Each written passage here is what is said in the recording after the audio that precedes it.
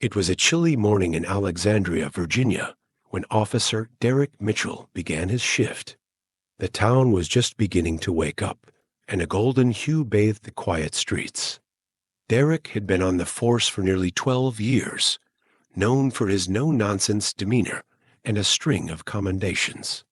But recently, he had been struggling to balance his personal life and his career, often taking out his frustrations on the job.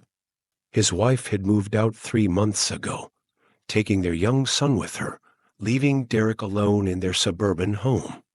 The silence there felt suffocating, and he had started working extra shifts just to avoid going back.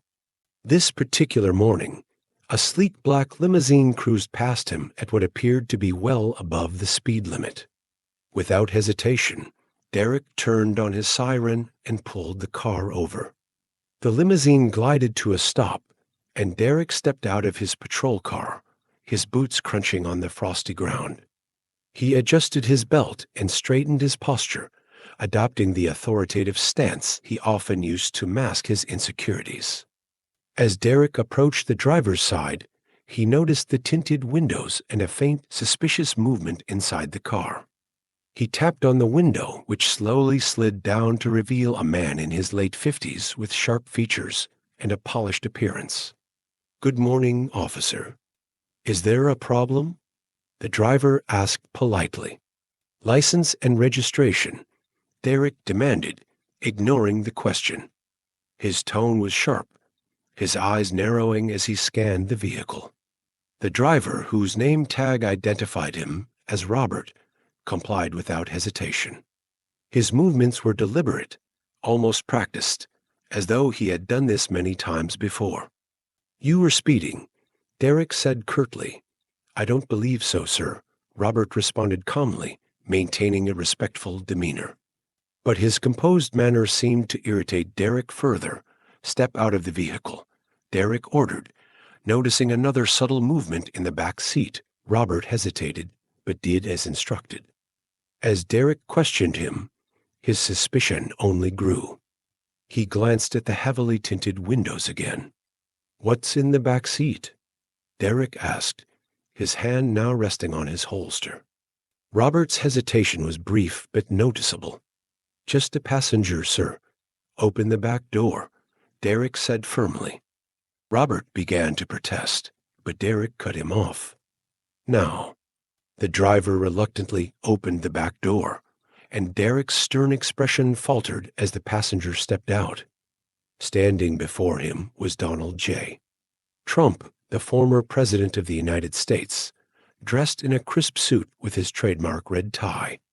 The lines on his face seemed deeper, more defined, as if the years since leaving office had added weight to his already storied life. Before Derek could react, a sharp thud echoed from the trunk of the limousine. Derek's hand went straight to his weapon. "What was that?" he demanded.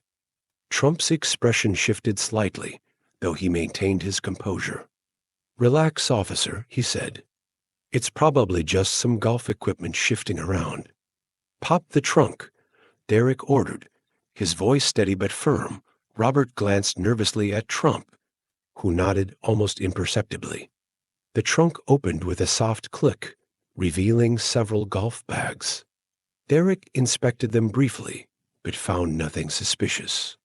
Still, the nagging feeling in his gut wouldn't go away. Suspicious. Still, the nagging feeling in his gut wouldn't go away.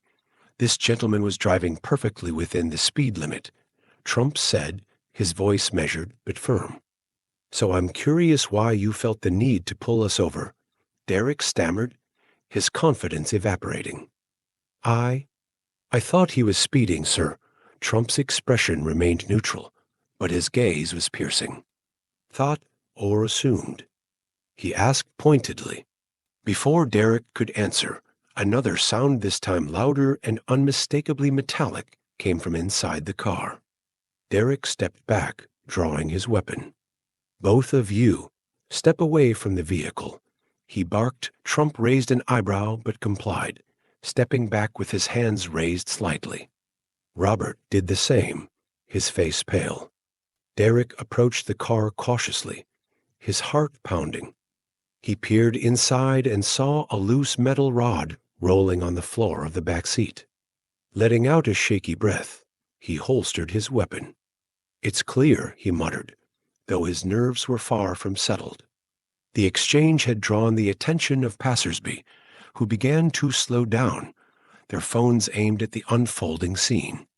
Derek felt the eyes of the world on him, his authority slipping away with each passing second. "Officer," Trump said, his tone softening slightly, "I understand you have a job to do. But making baseless assumptions about people, that's not how we move forward as a nation. Do you understand me?" Derek nodded silently, his face flushing with embarrassment. "Good," Trump said, gesturing toward the limousine. "Now, I believe this conversation is over. Let's not waste any more of your time or mine." As Trump and Robert returned to the car, Derek stood by, unsure of what to say or do. The limousine pulled away smoothly, leaving Derek to grapple with the gravity of what had just happened.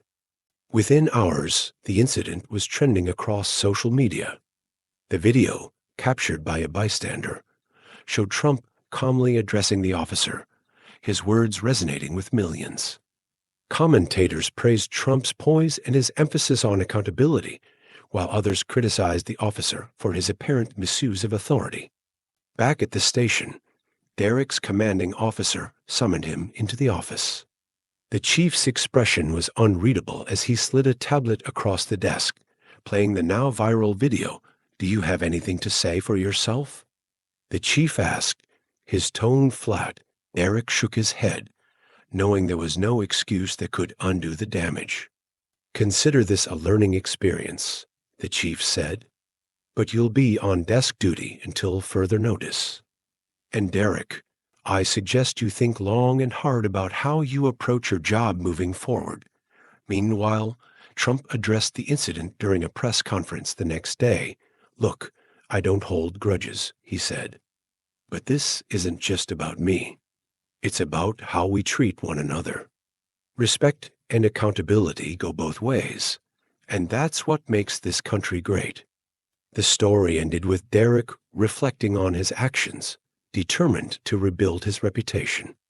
For Trump, it was another moment of seizing the spotlight and turning it into a teachable moment, reinforcing his image as a leader who always had something to say and a way to say it. And for Robert, it was a reminder of the resilience required in his line of work, a resilience that, on this particular day, had earned the respect of millions.